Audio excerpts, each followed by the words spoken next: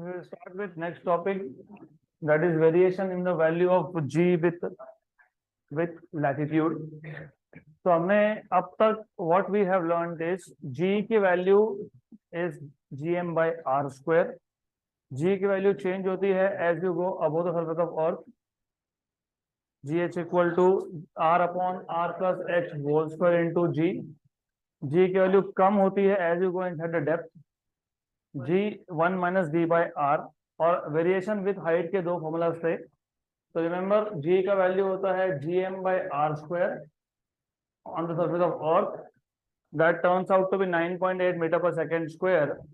और यही g की वैल्यू जैसे आप अर्थ के सरफेस से ऊपर जाते हो तो चेंज होता है.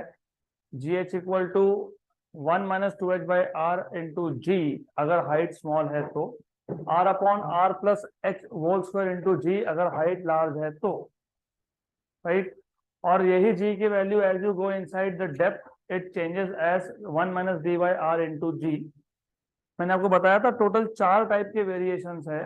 In total the value of g can change in 4 different ways. Number 1 with altitude मतलब height, number 2 with depth, number 3 with location on the surface of earth मतलब latitude, and number 4 with shape of earth. तो G के 4 variation हमको study करने थे. कौन से 4? With altitude, with depth, with latitude and with shape of earth. तो 2 हमने ऑलरेडी इन डिटेल देखे. We have already seen in detail these 2 variations.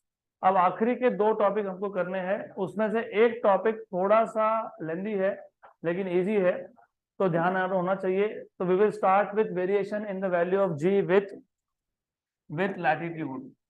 So let us start with next type of variation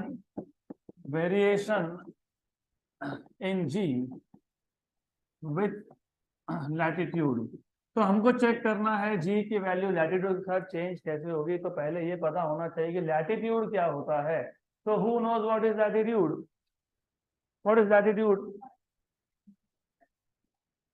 The imaginary horizontal lines drawn on the surface of earth, they are known as latitude, and the vertical imaginary lines are known as longitude. अब ये latitude या longitude क्यों चाहिए पहले वो समझ लो, फिर हम लोग लैटिट्यूड को डिफाइन करेंगे और डिफाइन करने के बाद we will see what is the value of g at some different एक पर्टिकुलर वैल्यू ऑफ लैटिट्यूड पे एंगल, सम वैल्यू पे 60 डिग्री पे, 90 डिग्री पे, 0 डिग्री पे जी की वैल्यू कितनी है वो देखेंगे. लेकिन पहले ये पता होना चाहिए लॉन्गिट्यूड एंड लैटिट्यूड क्यों यूज करना है. Why do use? To locate a point on the surface of earth. तो सबसे पहले चलो बेसिक से ही स्टार्ट करते हैं. Let us start from basic. Suppose हमारे पास एक पॉइंट है P. What is the location of this point P? With respect to, that is correct thing. तो जब मैंने पूछा what is the location of this point P, तो you should be asking with respect to मतलब कहां से major कर रहे हो. क्योंकि अगर मैं इसको एक जगह से मेजर करता हूं, इसको बोलते हैं origin of Cartesian coordinate system, तो इसका लोकेशन अलग आएगा. इसी पॉइंट के लोकेशन को मैं कहीं और से मेजर करता हूं तो वो अलग आएगा, और कहीं तीसरी जगह से मेजर करता हूं तो वो और आएगा. तो सबसे पहले आइडिया एकदम क्लियर कर लो. You have to understand basic difference between Cartesian coordinate system and some other coordinate system. तो हमारे पास जब एक पॉइंट होता है, एक पॉइंट जब होता है ये एक्स वाई प्लेन में है, ये 2 डायमेंशन में है, तो इस पॉइंट को लोकेट करने के लिए हमको 2 वैल्यूज चाहिए, एक एक्स की एक वाई की. अगर यही पॉइंट मैं बोर्ड से बाहर निकाल के लाता हूँ तो 3 वैल्यू चाहिए, एक्स वाई और जेड की. तो यहाँ पे याद रखना एक्स और वाई मतलब ये आ गया एक्स और ये आ गया वाई. तो ये आ जाएगा एक्स, ये आ जाएगा वाई, ये आ जाएगा एक्स कॉमा वाई. अगर तीसरा कोऑर्डिनेट भी होगा जेड तो एक्स वाई और जेड. अब अगर यही पॉइंट एक सर्कल के सरकमफेरेंस पे होता, फॉर एग्जांपल हमारे पास एक पॉइंट है, वही P पॉइंट है, लेकिन ये P point this time it is on the circumference of circle है. तो ये भी 2 डायमेंशन, ये भी 2 डायमेंशन, वो भी 2 डायमेंशन. सर्कल क्या होता है? 2 डायमेंशन होता है. कैसे पता? X square plus y square equal to r square. तो जब आप उसमें लिख ही रहे हो x square plus y square मतलब सर्कल क्या होता है? 2 डायमेंशनल होता है. तो पहले आइडिया को अच्छे से समझ लो. अगर हमारे पास एक पॉइंट था वो एक प्लेन में है तो एक्स वाई 2 कोऑर्डिनेट लगेंगे उसके लोकेशन को बताने के लिए. मैं ये टॉपिक स्किप कर सकता हूँ लेकिन करूंगा नहीं, क्योंकि आपको थोड़ा थोड़ा बेसिक आइडिया पता होना चाहिए कि कार्टेशियन कोऑर्डिनेट कहाँ यूज करते हैं और पोलर कोऑर्डिनेट क्या होता है और कहाँ यूज करते हैं। तो कार्टेशियन कोऑर्डिनेट मतलब किसी भी पॉइंट के लोकेशन को x comma Y comma z में बताना। 3 डायमेंशन होगा तो x comma Y comma z, 2 dimension होगा तो एक्स कॉमा वाई। अगर यही पॉइंट सर्कल पे होता तो अब हम लोग एक काम कर सकते थे। हम यहाँ पे एक्स वाई लिखने की जगह पे, देखो एक्स और वाई मतलब दो कोऑर्डिनेट्स, मतलब तुम एक पॉइंट को लोकेट करने के लिए कितने कोऑर्डिनेट्स यूज कर रहे हो, दो। लेकिन अगर ये पॉइंट सर्कल पे है और ये पॉइंट सर्कल पे कहीं पे भी हो तो उसका रेडियस क्या हो जाता है, सेम, मतलब क्या होता है, फिक्स। तो रेडियस इज ऑलवेज फिक्स। तो instead of using two coordinates x और वाई यूज करने की जगह पे, क्योंकि एक्स और वाई दोनों वेरिएबल है, इमेजिन ये पॉइंट एक जगह से दूसरी जगह पे गया तो एक्स भी चेंज हुआ और वाई भी चेंज हुआ। तो मैं अगर कार्टेशियन कोऑर्डिनेट सिस्टम यूज करता हूं तो मुझे हर बार दो कोऑर्डिनेट्स चाहिए टू स्पेसिफाई द लोकेशन। लेकिन इमेजिन ये पॉइंट एक जगह से दूसरी जगह पे गया, रेडियस क्या था, फिक्स था। सिर्फ जब पॉइंट एक जगह से दूसरी जगह पे गया तो उसने क्या बनाया, एंगल। तो हम इसी पी पॉइंट के लोकेशन को लिख सकते हैं r comma theta, where r is radius. इसको बोलते हैं पोलर कोऑर्डिनेट्स। क्या बोलते हैं इसको? इसका एडवांटेज क्या है, इसमें एक ही वेरिएबल है एंगल। अगर मैंने बोला एंगल इक्वल टू 0, कहां पे है पॉइंट, एक्स एक्सिस पे 90, वाई 180 माइनस एक्स 270, क्योंकि रेडियस तो फिक्स था। तो अब जहां पे आपको दो दो कोऑर्डिनेट्स लग रहे थे to specify the location of the same point, अब एक ही कोऑर्डिनेट में काम हो जाएगा, just one coordinate that is angle, क्योंकि रेडियस फिक्स है। तो इसको बोलते हैं पोलर कोऑर्डिनेट्स, राइट। इसका मतलब जब एक सर्कल पे हमको पॉइंट को लोकेट करना है तो हम एक्स वाई नॉर्मली यूज नहीं करते, हम यूज करते हैं आर एंड थीटा। इसमें आर होता है फिक्स। अब इस कॉन्सेप्ट को 3 डायमेंशन में लाओ। अगर ये पॉइंट मैं 3D में लाता हूँ, ये पॉइंट में अगर 3D में लाता हूँ तो मुझे उस केस में कितने कोऑर्डिनेट्स लगने वाले हैं, 3। कौन से 3, X comma Y comma Z. तो we will need 3 coordinates X comma Y comma Z. लेकिन अगर वही पॉइंट एक स्फीयर के ऊपर हुआ तो क्या होगा, अगर ये सेम पॉइंट अगर एक स्फीयर पे है तो हम एक्स वाई जेड यूज नहीं करते, तो हम क्या करते हैं फिर, सपोज स्फीयर पे, सपोज ये एक स्फीयर है, let us say this is a sphere ball, imagine this is a sphere. Then अगर मेरे पास एक पॉइंट है यहाँ पे इस स्फीयर के ऊपर, इसका लोकेशन मुझे बताना है, तो जैसे सर्कल के लिए आपने आर थीटा यूज किया था, यहाँ पे आर थीटा फाइव यूज होगा, आर थीटा एंड फाइव।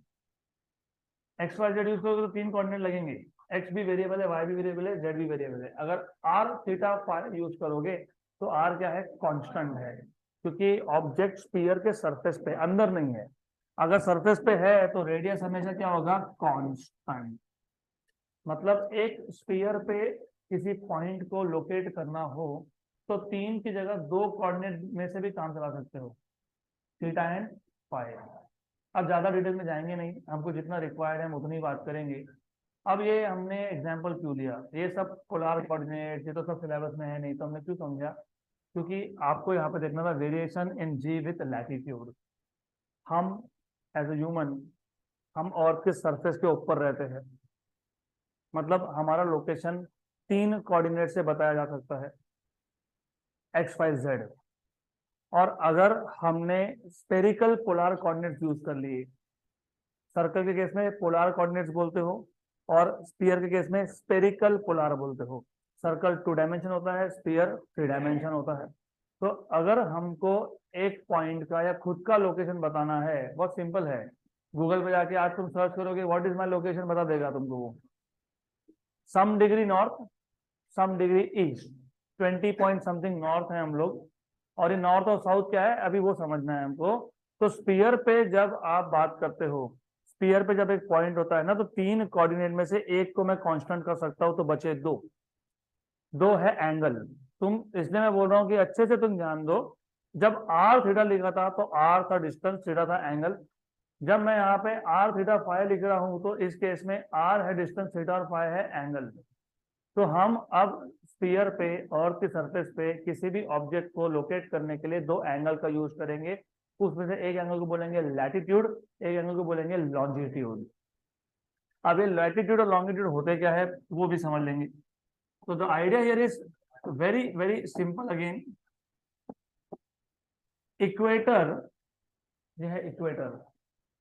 पहले तो हमने स्फीयर को दो पार्ट्स में डिवाइड किया, एक हो गया इक्वेटर के ऊपर, एक हो गया इक्वेटर के नीचे।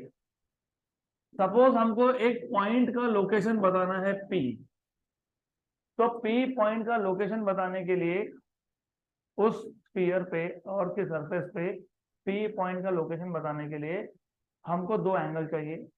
एक एंगल होगा तुम कितना डिग्री इक्वेटर से ऊपर हो या कितना डिग्री इक्वेटर से नीचे हो। ऊपर, इक्वेटर से ऊपर या नीचे, इसको बोलते हो लैटिट्यूड। क्या बोलते हैं? एक है मेरिडियन के तुम ईस्ट में हो कि मेरिडियन के तुम वेस्ट में हो, इसको बोलते हैं लॉन्जिट्यूड।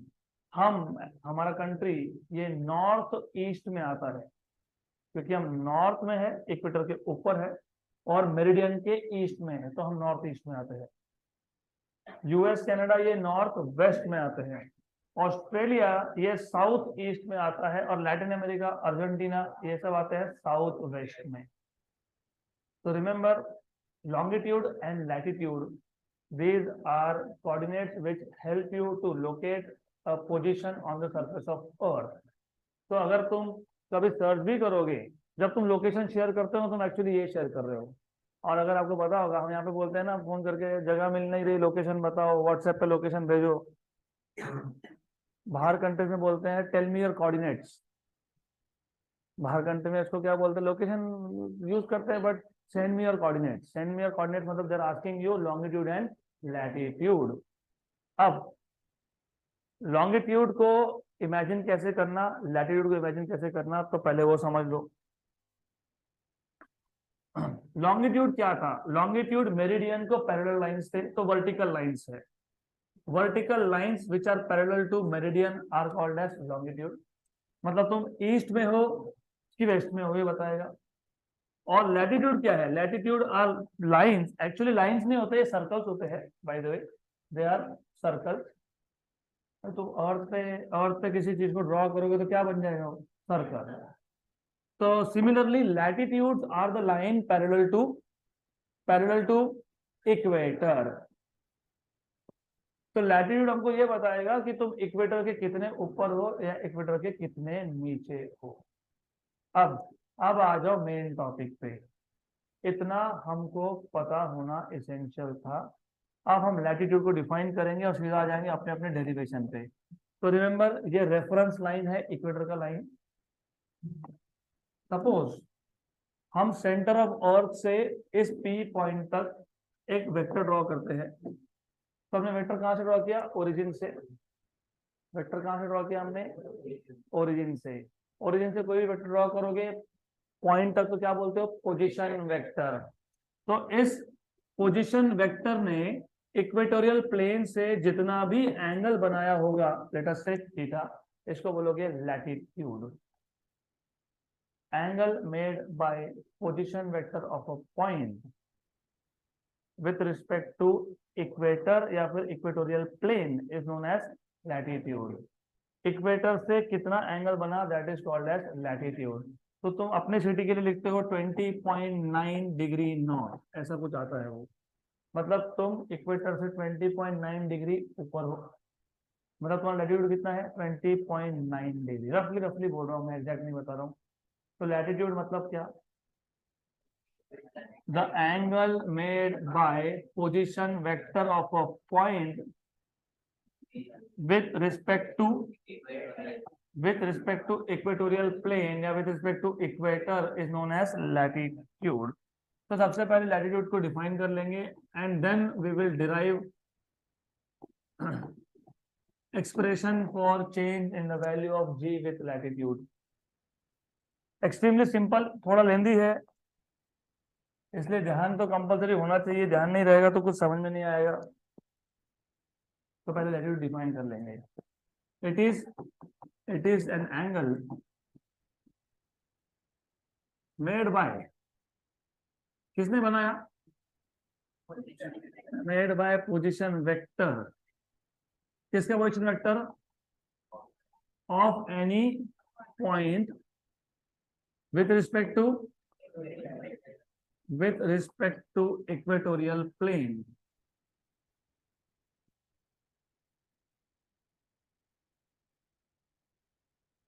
क्लियर? क्लियर?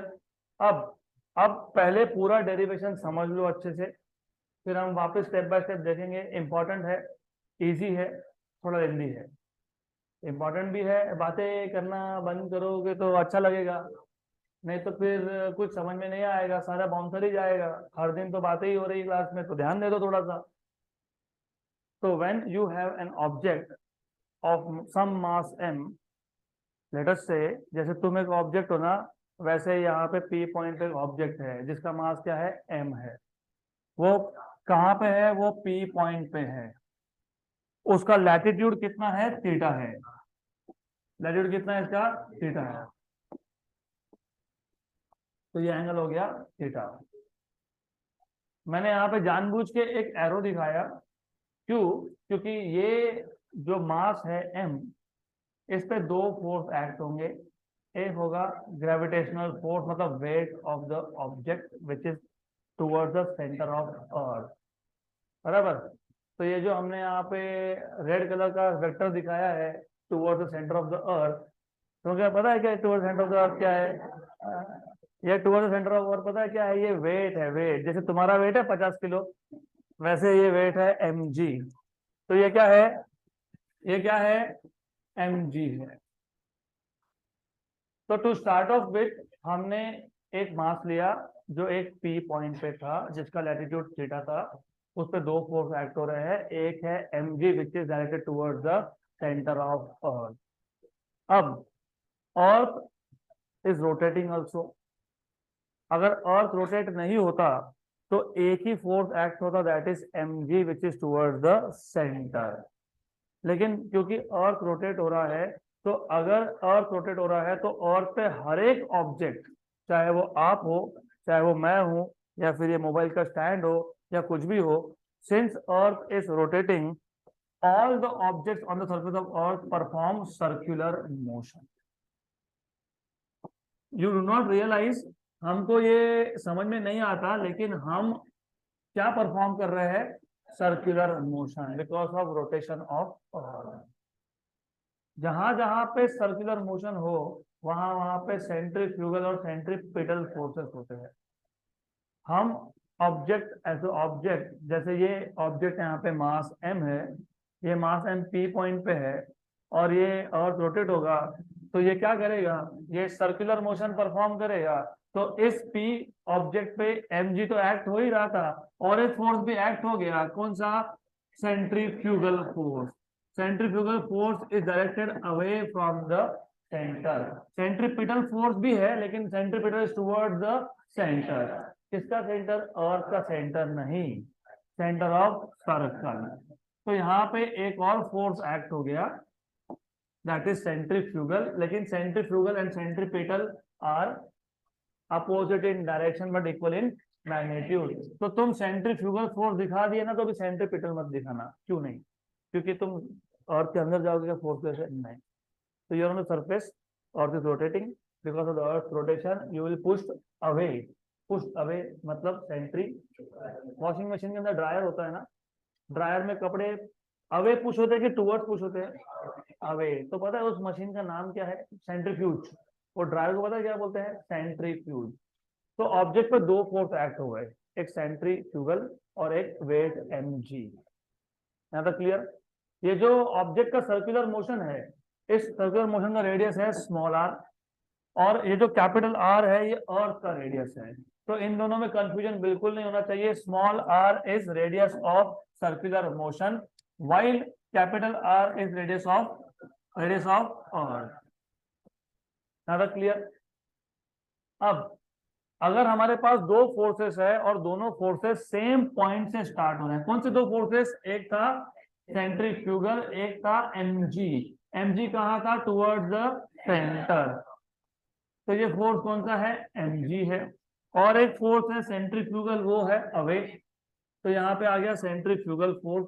तो जब दो फोर्सेस सेम पॉइंट से स्टार्ट हो तो कौन से लॉ से आप रिजल्टेंट फाइंड करते हो? Parallelogram law. तो पैरेललोग्राम लॉ के हिसाब से पहले तो हमको पैरेललोग्राम कंप्लीट करना पड़ेगा। कैसे कंप्लीट करोगे? इसी को दो पैरेलल वेक्टर्स तुम ड्रॉ कर दोगे, तो इन दोनों को पैरेलल वेक्टर्स ड्रॉ कर दो। तो इसको दो पैरेलल वेक्टर्स ड्रॉ कर दिए, ये बन गया parallelogram. Resultant vector is along the diagonal. तो ये कौन सा वेक्टर है? ये रिजल्टेंट फोर्स है, इसको मैं बोल देता हूं एफ सफिक्स आर। तो resultant force acting on the object is along the diagonal of this two vectors, मतलब पैरेललोग्राम का डायगोनल है वो। बराबर। ये कौन सा फोर्स है? ये रिजल्टेंट फोर्स है। रिजल्टेंट फोर्स को एफ आर बोलो या फिर एम जी थीटा बोलो। अब इसको एम जी थीटा बोलने का एक सिंपल सा रीजन था, उसका लैटिट्यूड क्या है? थीटा। हमने टाइटल में क्या लिखा है? Variation in the value of ji with latitude. मतलब अगर इस ऑब्जेक्ट का लैटिट्यूड कुछ और होता तो उस पर फोर्स की वैल्यू अलग होती। अगर लैटिट्यूड मैंने 90 कर दिया तो फोर्स अलग, लैटिट्यूड मैंने 0 कर दिया तो फोर्स अलग, लैटिट्यूड 30 कर दिया तो फोर्स अलग, लैटिट्यूड 45 कर दिया तो फोर्स अलग। मतलब यहाँ पे जो रिजल्टेंट फोर्स है इसकी वैल्यू कौन डिसाइड कर रहा है? लैटिट्यूड। तो मैंने रिजल्टेंट फोर्स को नाम क्या दे दिया? एम जी थीटा। क्योंकि फोर्स क्या होता है? एम इंटू ए। एक्सेलरेशन क्या है? ये ड्यू टू ग्रेविटी है, लेकिन acceleration due to gravity change हो रहा है विथ लैटिट्यूड। तो जी सफिक्स थीटा मतलब value of g at a given latitude. बराबर। अभी तुमको लैटिट्यूड नहीं समझ में आया ना, तुमको मैं पोल पे भेज दूंगा, पोल पे। फिर वहां से बोलूंगा इंच टेप लेके आओ, मेजर करो। और वैसे इंच टेप से तो मेजर होता नहीं, क्योंकि वो एंगल है। वो एंगल है, तुम इंच टेप से तो डिस्टेंस मेजर कर लोगे, एल रेस टू 1। ये तो एल रेस टू 0 वाला पैरामीटर है। तो यहाँ पे ध्यान दो। ध्यान दो यहाँ पे। तो रिजल्टेंट फोर्स कहाँ था? रिजल्टेंट फोर्स यहाँ था। इसको क्या बोला है हमने? एम जी थीटा।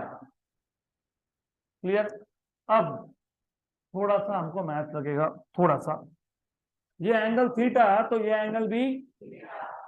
तो ये बचा हुआ एंगल कितना?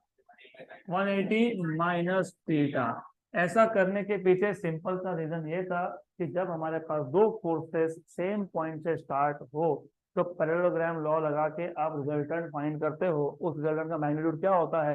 Under root of first vector square plus second vector square plus 2 times of first vector into second vector into cos of angle between two vectors. तो ये दोनों वेक्टर में एंगल कितना है? 180 minus theta. So that was the reason in finding out angle between the two forces। मतलब अगला step तुमको समझ में आ गया। अगले स्टेप में तुम रिजल्टेंट फोर्स का क्या फाइंड करोगे? मैग्नीट्यूड। कौन से फॉर्मूला से? Resultant equal to under root of a square plus b square plus 2ab cos of theta. Very good. हमारा जो रिजल्टेंट वेक्टर है उसका नाम क्या है? एम जी थीटा। और पहला वेक्टर है ए, वो कौन है? सेंट्रीफ्यूगल फोर्स है, एफ सी एफ का स्क्वायर प्लस एम जी का square plus 2 times of a मतलब f c f into m g into cos of angle. यहाँ पे एंगल क्या है? 180 minus theta. Very good. Clear यहाँ तक? मैं जिसको दिख रहा था डू नॉट वरी, मैं वापस लिख दूंगा, नॉट टू वरी, सिर्फ ध्यान दो। और एक चीज, इस डेरिवेशन के लिए टेक्स्ट बुक बिल्कुल फॉलो नहीं करनी, क्योंकि ये मैंने अलग मेथड से डिराइव करके रखा है। तो वापस एक बार मैं रिपीट कर देता हूँ, ये स्टेप ध्यान दो। अगर मेरे पास दो वेक्टर होते ए और बी, और अगर वो पैरेललोग्राम बना रहे होते तो रिजल्टेंट होता along the diagonal. Chapter number 2, उसका मैग्नीट्यूड होता है under root of a square plus b square plus 2ab cos of angle between the two vectors. A square मतलब पहला फोर्स। हमारे पास पहली बात तो रिजल्टेंट को क्या नाम दिया तुमने? M ji theta equal to under root of पहला फोर्स कौन है? सेंट्रीफ्यूगल फोर्स है, प्लस दूसरा फोर्स कौन है, mg है, plus 2 times of centrifugal force into mg into cos of angle 180 minus theta. Very good. अगर मैं इसको स्क्वायर कर लेता हूं, अगर मैं इसको स्क्वायर कर लेता हूं तो राइट हैंड साइड का स्क्वायर रूट हो गया गायब, लेकिन लेफ्ट हैंड साइड पे हो गया स्क्वायर। यहां तक क्लियर। हमारा इंटेंशन था, जैसे हमने variation in g with altitude मतलब हाइट में जीएच फाइंड किया, दो इक्वेशन, जैसे हमने डेप्थ के केस में जीडी फाइंड किया, वैसे हमारा इंटेंशन था टू फाइंड जी थीटा, मतलब what is the value of acceleration due to gravity at a particular latitude. तो इसलिए देखो ये जी थीटा इक्वेशन में आ गया क्या, यस। यहां तक क्लियर। अब सेंट्रीफ्यूगल फोर्स का फॉर्मूला हमको पता होना चाहिए, मतलब सेंट्रीपिटल का पता होना चाहिए। सेंट्रीपिटल की हमने सीखे थे 3 formula, mv²/r, mv omega and mr omega square. मतलब जब मुझे सेंट्रीफ्यूगल फोर्स का इक्वेशन यहाँ पे लिखना है, क्योंकि यहाँ पे सेंट्रीफ्यूगल फोर्स का टर्म है, तो मुझे सेंट्रीफ्यूगल फोर्स के यहाँ पे एक इक्वेशन लिखना पड़ेगा। तो मेरे पास 3 ऑप्शंस है। एक ऑप्शन है मेरे पास एम आर ओमेगा स्क्वायर, एक ऑप्शन है mv²/r, एक ऑप्शन है mv ओमेगा। अब लॉजिकली सोचो कि तुम तीनों में से कौन सा यूज करोगे। तो इक्वेशन यूज वो होता है जिसके पैरामीटर्स का इंफॉर्मेशन हमारे पास हो। तुमको v पता है नहीं, mass of the object can be known, पता लग सकता है 30 किलोग्राम, 40 किलोग्राम, 50 किलोग्राम, 60 किलोग्राम, जो होगा वो। रेडियस, रेडियस नहीं भी पता, अगर ये आर नहीं भी पता, तुमको रेडियस ऑफ अर्थ पता है ना। तो मुझे बताओ, यहाँ पे एक राइट एंगल ट्राइंगल दिख रहा है, हाँ, what is cos theta from here, adjacent side upon hypotenuse. Adjacent side का स्मॉल आर, हाइपोटेन्यूज का कैपिटल आर, तो small r equal to r cos theta. मतलब तुमको भले ही स्मॉल आर नहीं पता हो, लेकिन तुमको कैपिटल आर तो पता है 6400, और आपको भले ही लैटिट्यूड नहीं पता हो, आपके पास तो मोबाइल फोन होता ही है, व्हाट इज माई लैटिट्यूड मिल जाएगा, सर्च करोगे तो 2 मिनट 2 सेकंड के अंदर मिलेगा। तो आपको थीटा पता लग सकता है, आपको आर पता है, तो स्मॉल आर मिल सकता है, मास को पता है। अब बचा एक, क्योंकि देखो इक्वेशन सेलेक्ट करना ये बहुत इंपॉर्टेंट है, क्योंकि अल्टीमेटली जब क्वेश्चन सॉल्व करने जाएंगे ना तो वैल्यूज लगेंगी। यहाँ तो इक्वेशन बनाएंगे, वहां वैल्यूज लगेगा। Do you know earth is rotating, इसलिए तो सेंट्रीफ्यूगल फोर्स था ना। You know what is time period of earth rotation, earth का रोटेशन का टाइम पीरियड, एक दिन, 1 day, 24 hour, 24 into 60 into 60, 84,600 seconds.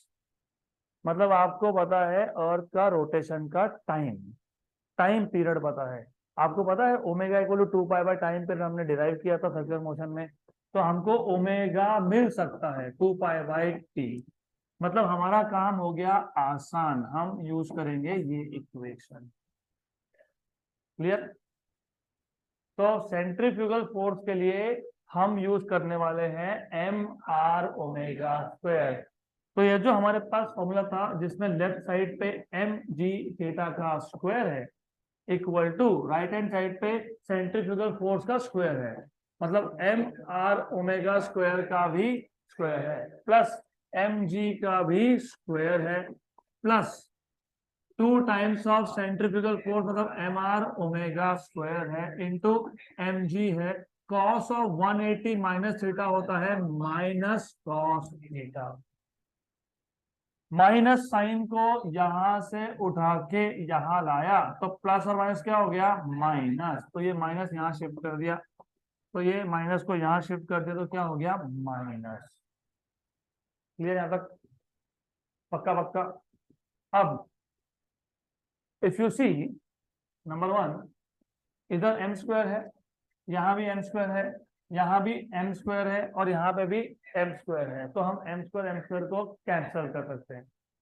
उससे भी पहले एक चीज इंपॉर्टेंट है, omega is 2 pi by time period. Earth के रोटेशन का टाइम पीरियड होता है 24 आवर। हर एक आवर में होते हैं 60 मिनट्स, हर एक मिनट में होते हैं 60 सेकेंड्स। तो ये आ गया 24/84,600। अब देखो ना, थोड़ा सा साइंस से कनेक्ट करना है ना, तो साइंस में कभी भी याद रखना, you have to start enjoying it, नहीं तो गए। आपको पता है मतलब अभी होता है थोड़ा सा, depends on also your behaviour, how you try to learn things. मैं कभी पढ़ते पढ़ते गलती से गाने चालू कर देता हूँ। तो वहां पे ऐसा कुछ तो गाना बजता रहता है कि आज मैंने जिंदगी जी ली। मैं सोचता हूँ आज मैंने 84,600 सेकंड जी ली। तो how many seconds do you live in one day? 84,600। अभी दिमाग में जिंदगी पर रखना, एक दिन गया मतलब तुम्हारी लाइफ 84,600 सेकंड से कम हो गई अब, राइट। एक साल गया तो कितने सेकंड? 365 से मल्टीप्लाई कर लो इसको, राइट। तो ये नंबर्स तुमको सीईटी जेई नीट में बहुत काम में आएंगे। अब कितने काम में आएंगे उसका डेमो अभी मिलने वाला है। 2 into pi, pi 3.14 into 2 is 6.28। ऊपर कितना है? 6.28। नीचे कितना है? 84,000। इसको जब तुम पूरा सॉल्व करते हो तो ये आता है 7.2 इंटू 10⁻⁻5 पूरा सॉल्व करने के बाद। तो ऑर्डर ऑफ मैग्नीट्यूड कितना हुआ? माइनस माइनस 5, गलत, -4, क्योंकि ऑर्डर ऑफ मैग्नीट्यूड के लिए ये जो पहला नंबर होता है ये 0.5 से 5 के बीच में चाहिए। तो इसको तुम 0.72 लिख दो। जैसे ही आपने 0.72 लिखा तो ये 10⁻⁻5 का क्या लिखोगे? आ गया। तो what is order of magnitude of angular velocity of earth? 10⁻⁻4 radian पर सेकेंड, करेक्ट। अब अभी ऐसा है कि यहाँ पे क्या है? ओमेगा स्क्वायर और उसका भी, तो ओमेगा रेज टू 4। और यहाँ पे क्या है?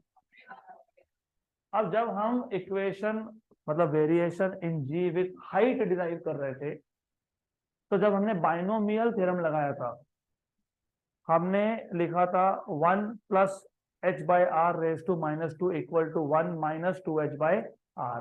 जिनको अभी भी याद नहीं तो थोड़ा याद कर लो। हमने वहां लिखा था 1 plus h by r raise to -2 equal to 1 -2h by r. ऐसा क्यों लिखा था? हमने बोला था एच बाई आर की वैल्यू क्या है? स्मॉल है। तो अगले टर्म में क्या था? एच बाय आर का स्क्वायर, एच बाय आर का cube, h by r raise to 4, h by r raise to. फिर हमने बोला कि वो बहुत ही छोटा हो गया क्योंकि एच बाय आर खुद ही छोटा है, तो बाकी के जो टर्म्स है वो उससे भी छोटे हैं। तो हमने वहां पे इनको कर दिया निग्लेक्ट। तो कभी भी याद रखना, निग्लेक्ट तुम करते हो इन कंपैरिजन। तो यहाँ पे जो अगले टर्म्स थे वो था एच बाय आर का स्क्वायर, एच बाय आर का क्यूब, एक्सेट्रा एक्सेट्रा। हमने बोला ये एच बाय आर का स्क्वायर या एच बाय आर का क्यूब ये बहुत छोटे हैं in comparison with h by r. H by r खुद ही छोटा है। एग्जाम्पल 10⁻⁻4, उसका स्क्वायर 10⁻⁸, उसका क्यूब 10⁻12, उसका रेज टू 4 10⁻16। फिर हम बोलते हैं कि और भी छोटे हैं तो इसको हटा दो, निग्लेक्ट कर दो। क्या कर दिया हमने? निग्लेक्ट कर दिया। तो इक्वेशन क्या बन गया? 1 - 2h बाय आर। उसका यहाँ पे रिलेशन क्या? हमारे पास यहाँ पे 3 टर्म्स है, ये टर्म नंबर 1, ये टर्म नंबर 2, ये टर्म नंबर 3। इन 3 टर्म में एक टर्म में ओमेगा रेज टू 4 है और एक टर्म में ओमेगा स्क्वायर है। और ओमेगा की वैल्यू कितनी है आपकी? 10⁻⁻4 रफली रफली। तो ओमेगा स्क्वायर कितना होगा approximately? 10 to omega raise to 4 कितना होगा? 10 टू, इसका मतलब ये टर्म तो बहुत ही छोटा आ रहा है, तो निग्लेक्ट कर दो। बट निग्लेक्ट कभी भी इन कंपैरिजन होता है। तो क्योंकि इस ही इक्वेशन में ओमेगा स्क्वायर भी था, तो हम बोल सकते हैं ओमेगा रेज टू 4 का term can be neglected in comparison with omega square term. Correct. अगर ओमेगा स्क्वायर नहीं आता तो निग्लेक्ट नहीं होता फिर, करेक्ट।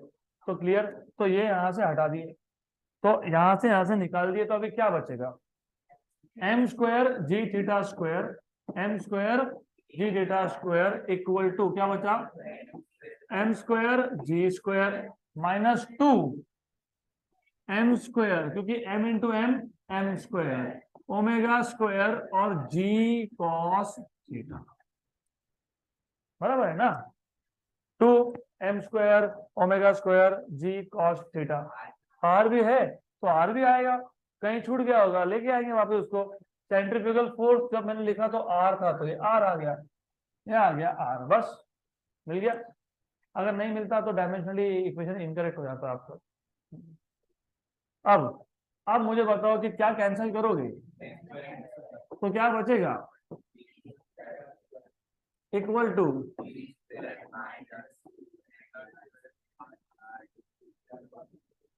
सही है, करेक्ट।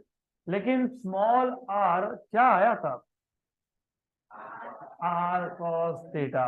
तो अब यहाँ पे आप लिखोगे G theta square equal to G square minus 2 omega square are cos theta into, तो कॉस स्क्वायर थीटा। तो ये आ गया G theta square equal to, अब एक काम करो, यहाँ पे जी स्क्वायर यहाँ पे जी है, मैं जी स्क्वायर कॉमन निकाल लेता हूँ, क्या आएगा 1 माइनस 2 ओमेगा स्क्वायर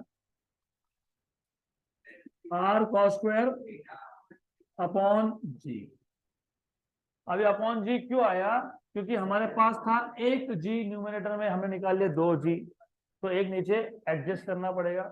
अब जिनको ये एडजस्टमेंट समझ में नहीं आता तो सिंपल काम करना, इस जी स्क्वायर को वापस मल्टीप्लाई करके देख लेना, करोगे मल्टीप्लाई तो एक जी और एक जी हो जाएगा, तो ऊपर वाला टर्म बराबर से वापस आ जाएगा, तो डजंट मैटर, ऐसा लिख सकते हो, कोई दिक्कत नहीं है, ये हो गया बराबर। लेफ्ट हैंड साइड पे क्या है, स्क्वायर है। हमको वेरिएशन इन वैल्यू ऑफ जी चाहिए कि जी स्क्वायर चाहिए, तो क्या करेंगे, अंडर रूट स्क्वायर रूट लेंगे, तो G theta equal to G square का रूट कितना है G, 1 minus 2 omega square are cos theta by G, इसका रेस टू हाफ, इसका raise to 1/2 cos square theta, और रेस टू इसका हाफ। अब वो h बाय आर के लिए बाइनोमियल याद करो, अगर h by r is very less than 1, तो इंडेक्स को डायरेक्टली क्या करते हो, यहाँ पे इंडेक्स था -2, उसको क्या कर दिया, मल्टीप्लाई कर दिया, किया था कि नहीं, ओमेगा 10⁻⁴ था, उसका स्क्वायर माइनस, रेडियस होता है 6.4 इंटू 10⁶ मीटर में, कॉस की वैल्यू तो छोटी मोटी आएगी जो आएगी, जी की वैल्यू आती है 9.8, फिर भी रफली रफली तुमको दिख रहा है कि 10⁻² बचेगा अप्रोक्सीमेटली, तो वो छोटा वैल्यू है क्या, यस। तो फिर मैं यहाँ पे बाइनोमियल एक्सपेंशन यूज कर सकता हूँ क्या वापस से, यस। बाइनोमियल थ्योरम याद है ना, बाइनोमियल थ्योरम, इंडेक्स को क्या करते हो, किसके साथ मल्टीप्लाई, सेकेंड टर्म, तो 1/2 2 omega square are cos square theta by, ये 2 और ये 2 हो गया, इस जी को वापस मल्टीप्लाई कर दो, तो g into 1 is minus g g, तो आर ओमेगा स्क्वायर, ये मिल गया variation in the value of ji with latitude. तो अगर आपको अब इक्वेटर पे फाइंड करना हो तो थीटा की वैल्यू इक्वेटर पे कितनी आएगी, 0, क्योंकि लैटिट्यूड मेजर इक्वेटर पे करते हो, पोल पे कितनी आएगी 90। So you can use this equation to find out what is the value of g at different latitudes. As a homework, find out what is the value of g in this city.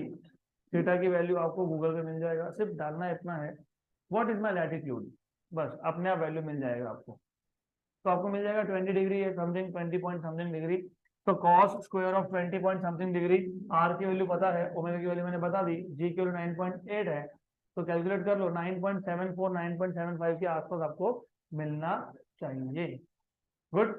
तो अब ये पूरा derivation हम एक बार step by step देखेंगे, थोड़ा सा mathematical है लेकिन अच्छा है, इतना तो आना ही चाहिए। अब देन वापस एक बार रिपीट करेंगे,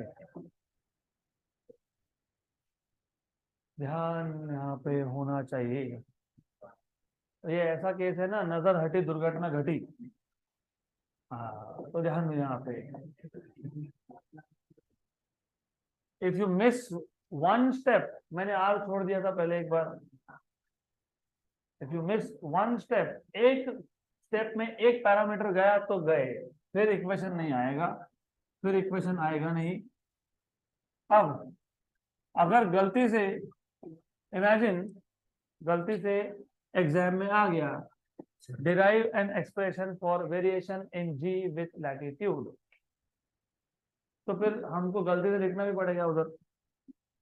तो लैटिट्यूड तुम डिफाइन करो मत करो, डजंट मैटर, लिखने का तरीका से समझ लो। देखो ये मेन प्रॉब्लम है, और 12th के एंड तक आते आते हमको ये प्रॉब्लम्स को खत्म करना है। लिखना इज बिग चैलेंज। आता सब है लेकिन एग्जाम में लिख नहीं पाते। वो क्यों होता है? क्योंकि तुम 10 से 11 में जब ट्रांजिशन करते हो ना, तो टीचिंग मेथड और लर्निंग मेथड दोनों चेंज होता है। तो शुरू शुरू में बहुत दिक्कत आती है, जो आ ही रही होगी और ऑब्वियसली, और फिजिक्स है ऊपर से, उसको चेंज करो। अब इसको सिंपल लैंग्वेज में लिखोगे कैसे? हमारे पास एक डायग्राम है जिसमें एक ऑब्जेक्ट है पी पॉइंट पे, जिसका मास एम है, उसका लैटिट्यूड कितना है? थीटा है, बराबर। तो स्टार्ट यहां से करो। Consider consider an object of mass m at point p, at point p, बस इतना लिखना है। उसके बाद क्या करना है पता है? उसके बाद आपको कौन से टर्म लगने वाले हैं? कैपिटल आर, रेडियस ऑफ अर्थ। उसके बाद क्या लगा हमको? स्मॉल एम, वो तो बता दिया ना मैंने ऊपर, मास ऑफ ऑब्जेक्ट है। Omega, angular speed of earth rotation. और क्या हमको लगने वाला है? हाँ, स्मॉल आर लगेगा, राइट। तो पहले इतना लिख लेंगे, r is radius of earth, radius of earth. Omega is angular speed of earth rotation, angular speed of earth rotation, of earth rotation। पहले इतना लिख लो। अब वो जो ऑब्जेक्ट था जिसका मास m है, उस पे दो फोर्सेस एक्ट हो रहे हैं, वो बता दो। कौन से दो फोर्सेस है? Centrifugal and weight. The two forces, the two forces acting on the object, on the object are, number one कौन सा फोर्स था? वेट, वेट mg, ये कहां पे है? Towards the centre. Number two, centrifugal force. Centrifugal force बोला ही है तुमने, तो सेंट्रीफ्यूगल फोर्स का फॉर्मूला भी लिख ही दो, एम आर ओमेगा। करेक्ट। अब ये दोनों के दोनों, अरे एक चीज तो भूल ही गए, लैटिट्यूड तो बताया ही नहीं। Theta is latitude of object. तो क्योंकि दो फोर्सेस थे, दोनों फोर्स सेम पॉइंट से स्टार्ट हुए, तो रिजल्टेंट भी बताना पड़ेगा, राइट। तो resultant of this two forces is given by M ji theta. तो let the resultant of these कौन से forces? Two forces is given by M ji theta. मतलब ये कौन सा फोर्स है? ये रिजल्टेंट फोर्स है। We know that. Do you know resultant vector is a square plus b square plus 2ab। थीटा की जगह बोल दूंगा मैं 5। बट आर कौन है? एम जी है। अंडर रूट ऑफ, पहला फोर्स कौन था? सेंट्रीफ्यूगल। दूसरा कौन? +2 into into into cos of 180। Very very good, अच्छा है। अब क्लियर? अब थोड़े से स्टेप्स जो मैंने पहले बताए उसको मैं और सिंप्लीफाई करके बता दूंगा, तो काम थोड़ा फास्ट होगा आपका। थोड़ा सा काम फास्ट कर लो, स्क्वायर कर लो दोनों को, left hand side right hand side को स्क्वायर कर लो, तो ये क्या आ जाएगा, मतलब m square g theta equal to f centrifugal plus m square minus 2 FCF mg into, ये माइनस क्यों आया, क्योंकि cos of 180 minus theta minus cos theta है, इसके लिए आया। Very good. अब सेंट्रीफ्यूगल फोर्स का इक्वेशन सब्स्टिट्यूट कर दो, तो therefore m square g theta square equal to m r omega square का plus m square ji square minus 2 mr omega square mg, but omega की वैल्यू अप्रोक्सीमेटली होती है 10⁻⁻⁴। इसका मतलब ओमेगा raise to 4 is very very greater than, very less than omega square. Therefore first term, right hand side का पहला term क्या करोगे, नेग्लेक्ट करोगे। First term on right hand side can be neglected. Clear. Left hand side पे क्या था, m square g theta square, ये तो तुमने निग्लेक्ट कर दिया, क्या बचा एम स्क्वायर जी square minus minus minus 2m square omega square g r cos theta. Good. अरे हाथी निकल गया, दुम बाकी है, उसको भी निकालो। 50 मिनट 60 मिनट बैठना सीखो, it is good for you. ये एम स्क्वायर गया, G theta square equal to minus 2 omega square G small R क्या था इनटू कॉस थीटा। ये कॉस थीटा और कॉस थीटा हो जाएगा कॉस स्क्वायर थीटा। तो अगले टर्म में कोई दिक्कत नहीं है, वापस थे, तो यहाँ पे ये हटा दिया, इसको लिख दिया कॉस स्क्वायर थीटा। इसके बाद हमने जी स्क्वायर निकाल लिया था कॉमन राइट हैंड साइड से, तो G theta square equal to G square common 1 minus 2 omega square are cos square theta by G. सही है। फिर हमने लिया था square root G theta equal to G 1 minus omega square are cos square theta by G raise to. फिर हमने use किया था बाइनोमियल थ्योरम, तो 1 minus 1/2 omega square are cos square theta by G, ये 2 और 2 हो गया। तो लास्टली आपको मिलेगा G theta equal to G into 1 is G minus R omega square cos square theta. ये मिल गया variation in the value of ji with. अब 2 मिनट रुक जाओ, आखिरी के 2 मिनट हो ही गया ना, तो आखिरी 2 मिनट का पेंडिंग क्यों रखना है फिर काम। यहाँ पे 2 स्पेशल केस है। एक स्पेशल केस ऐसा है कि ऑब्जेक्ट कहाँ पे है, इक्वेटर पे, एंगल कितना है 0, क्योंकि तुम एंगल मेजर कहाँ से कर रहे हो, और दूसरा कहाँ है, पोल पे, एंगल कितना है 90। तो फटाफट से 2 मिनट के अंदर ये खत्म करेंगे।